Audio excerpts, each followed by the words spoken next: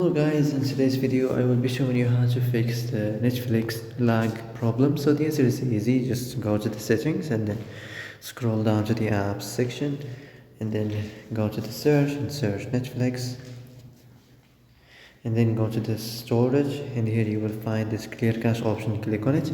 Now you can go check it if it worked, and if it didn't you can try to restart your phone or turn the Wi-Fi off and on, or the Bluetooth or the airplane mode.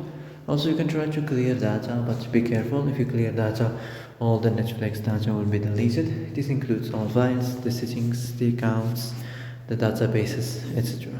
So be careful if you want to clear your data.